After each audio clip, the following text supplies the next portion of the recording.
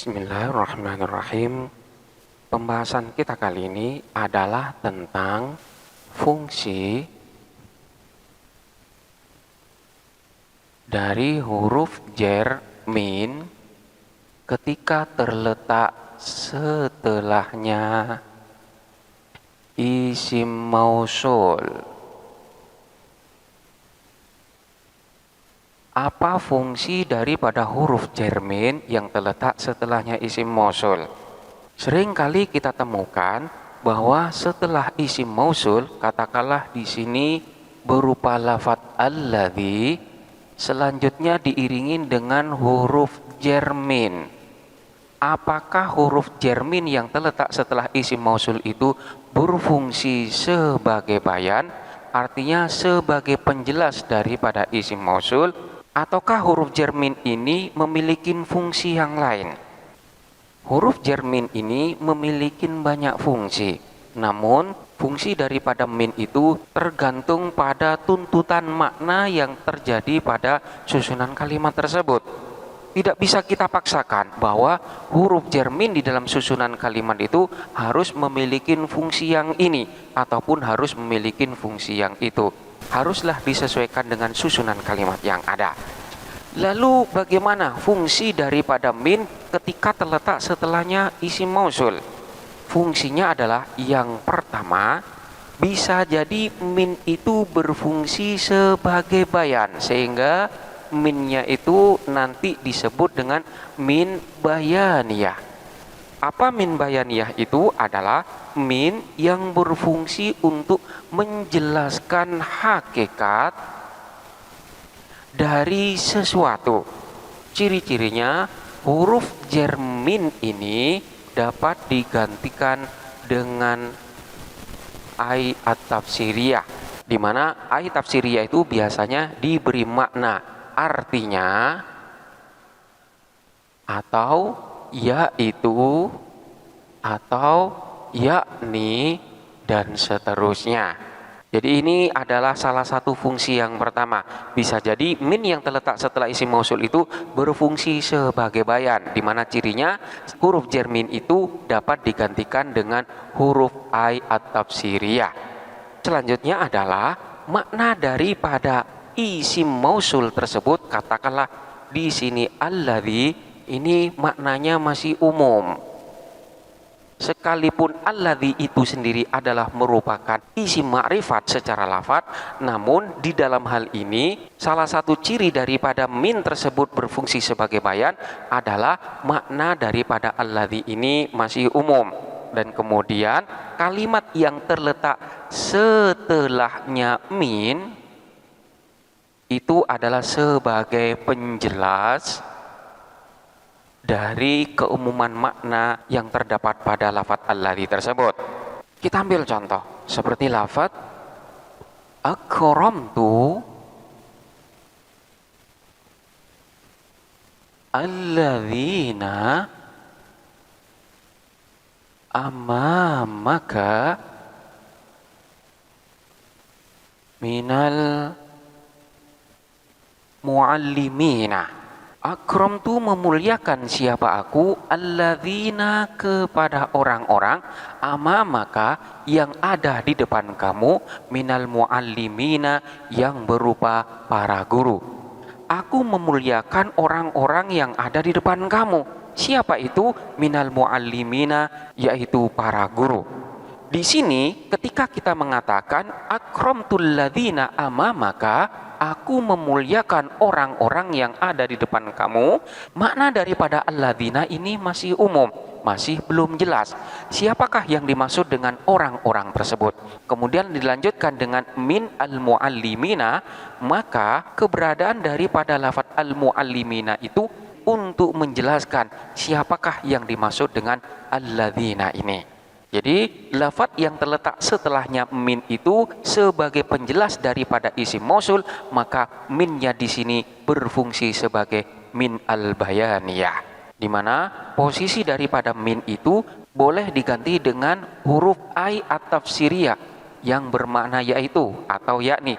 Jadi akramtul ladzina amamaka ai al-muallimina. Aku memuliakan orang-orang yang ada di depan kamu, yaitu para guru.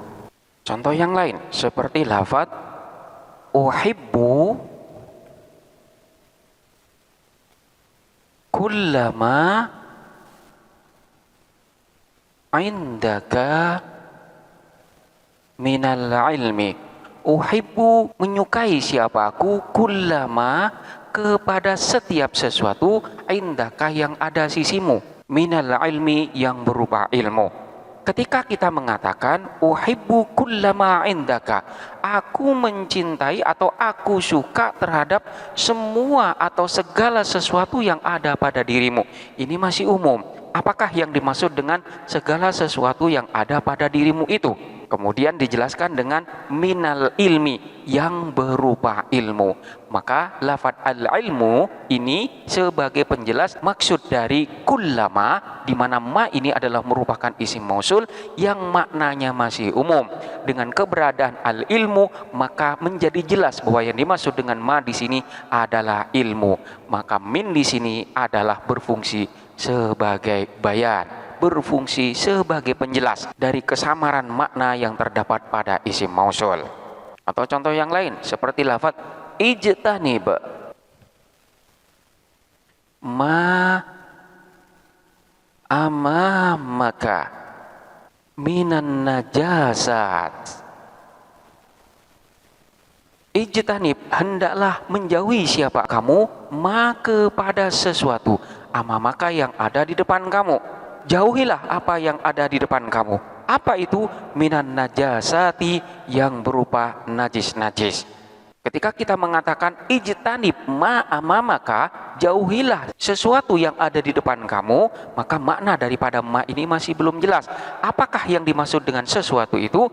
Kemudian dilanjutkan minan najasat, di mana an najasat itu untuk memberikan penjelasan bahwa yang dimaksud dengan ma di sini adalah an najasat. Maka min ini berfungsi sebagai bayan, di mana posisinya dapat digantikan dengan ai at-tafsiriyah yang bermakna yaitu. Jadi jauhilah sesuatu yang ada di depanmu, yaitu najis-najis. Demikian pula dengan lafaz ini, uhibbu kullama indaka minal ilmi, aku suka terhadap segala sesuatu yang ada pada dirimu, yaitu ilmu.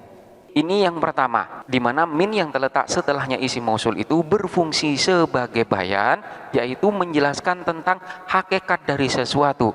Ciri-cirinya min tersebut posisinya dapat digantikan dengan ai at-tafsiriyah yang bermakna artinya atau yaitu atau yakni. Kemudian ciri-cirinya makna daripada alladzi ini masih umum, dan lafaz yang terletak setelahnya min itu berfungsi sebagai penjelas dari keumuman makna yang terdapat pada isim mausul tersebut. Kemudian yang kedua, ada kalanya min tersebut merupakan min at-tabaidiyah, yaitu min tabaid, min yang bermakna sebagian. Jadi ada kalanya min yang terletak setelahnya isim mausul itu adalah min at-tabaidiyah, yaitu min yang menunjukkan makna sebagian. Biasanya posisi daripada min ini dapat digantikan dengan lafaz ba'du yang bermakna sebagian. Ciri-cirinya adalah yang pertama, manakala kalimat yang terletak sebelumnya min ini adalah merupakan bagian dari kalimat yang terletak setelahnya min. Kemudian yang selanjutnya adalah kalimat yang terletak setelahnya min ini tidak berfungsi sebagai penjelas.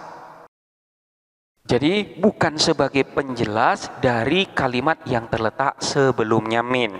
Contohnya seperti akramtu alladzi minat tullabi. Akramtu, memuliakan siapa aku, alladzi kepada orang, minatul labi dari sebagian siswa. Aku memuliakan anak ini yang merupakan sebagian dari siswa. Di sini kita perhatikan lafadz yang terletak setelahnya min. Manakala lafadz yang terletak sebelumnya min ini merupakan bagian daripada lafadz yang terletak setelahnya min, dan lafadz yang terletak setelahnya min itu bukan sebagai penjelas dari lafadz yang terletak sebelumnya, maka min di sini berfungsi sebagai tabaid yang bermakna sebagian, di mana lafadz min itu sendiri dapat digantikan dengan lafadz ba'du yang bermakna sebagian. Sehingga ketika kita mengatakan akramtul ladzi minatul lab, dapat pula kita katakan dengan akramtul ladzi ba'dhatul lab. Aku memuliakan siswa minatul labi yang merupakan bagian daripada para siswa. Jadi ini berbeda dengan min bayaniyah. Manakala min bayaniyah itu adalah lafadz yang terletak setelahnya min itu sebagai penjelas daripada alladzi. Namun untuk min yang berfungsi tabaid menjelaskan bahwa kalimat yang terletak sebelumnya min itu merupakan bagian daripada lafadz at-tullab. Kemudian yang ketiga adalah bisa jadi min yang terletak setelahnya isim mausul tersebut berfungsi sebagai ibtidaul ghayah, yaitu menunjukkan makna asal tempat. Dan biasanya min tersebut bermakna dari. Min yang berfungsi untuk ibtidaul ghayah di sini tidaklah berfungsi sebagai penjelas dan juga tidak berfungsi untuk menunjukkan makna sebagian. Hanya menunjukkan makna asal tempat saja.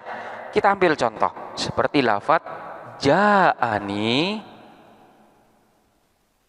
alladzi min indaka.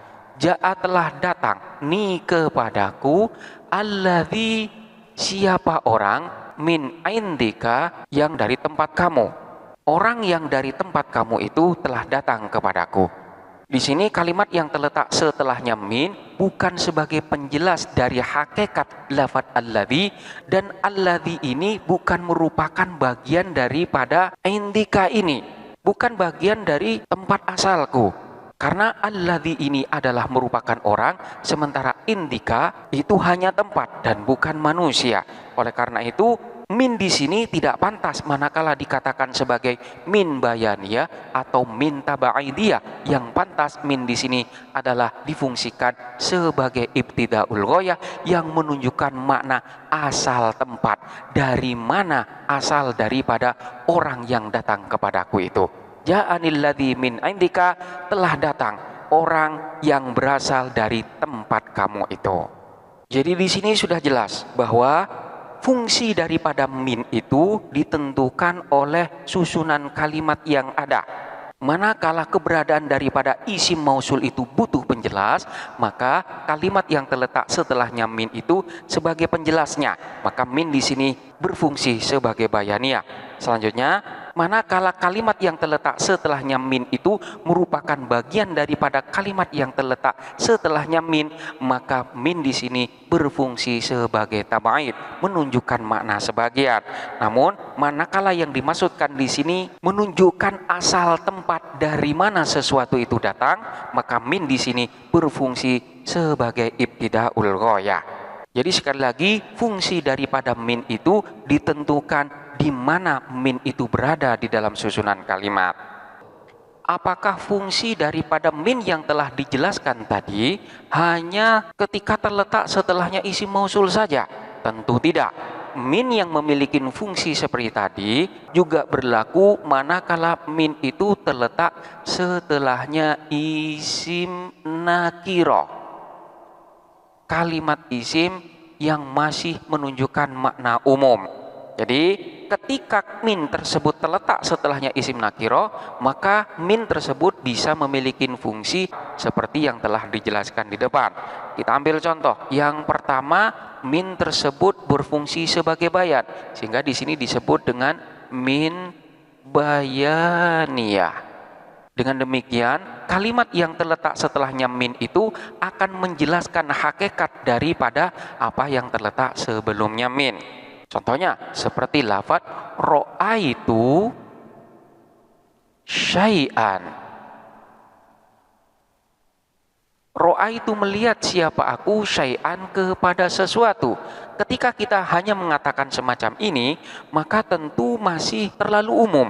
Apa yang dimaksudkan dengan syai'an tersebut? Sesuatu itu apa? Kemudian kita jelaskan dengan min dhahabin. Min dhahabin yaitu yang berupa emas. Aku melihat sesuatu yaitu emas.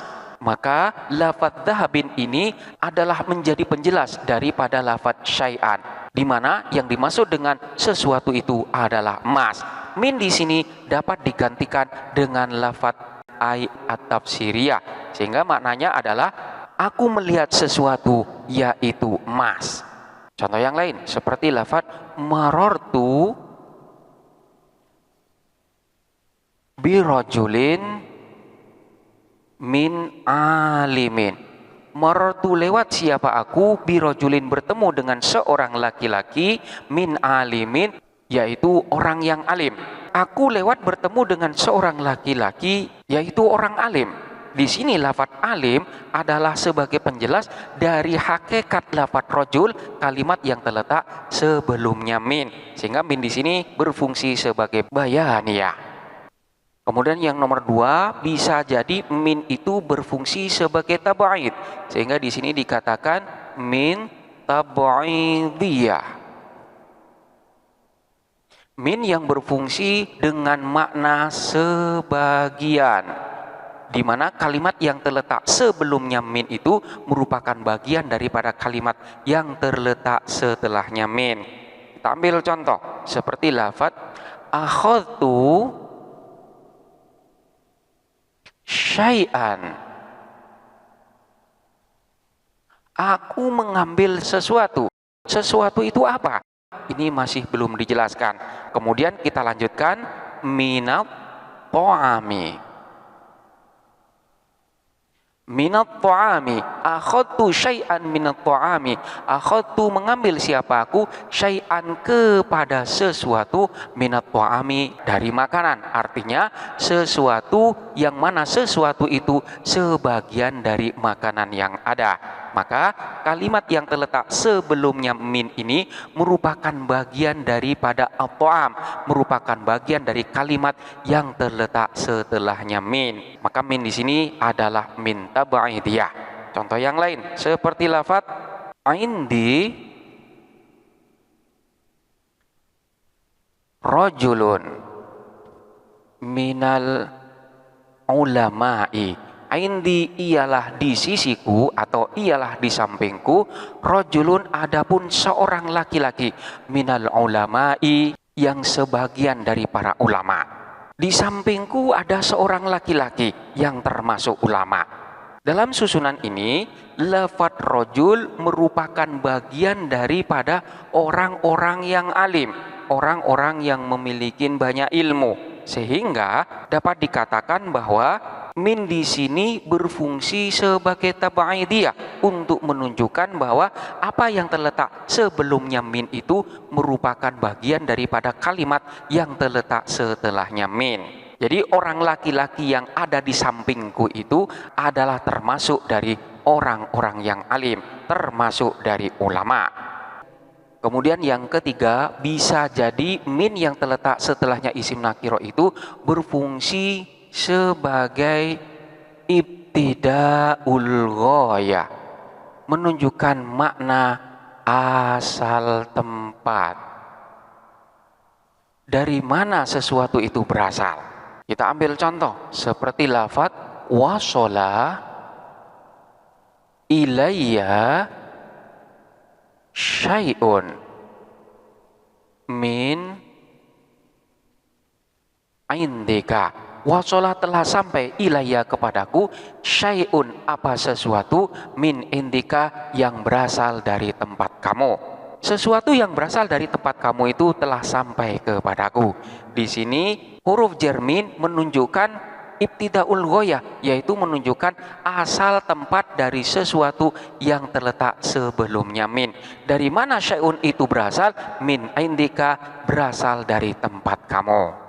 Demikianlah penjelasan tentang fungsi daripada min yang terletak setelahnya isim mausul dan juga yang terletak setelahnya isim nakirah. Selanjutnya silakan dipelajari dengan seksama dan sampai jumpa pada pembahasan berikutnya.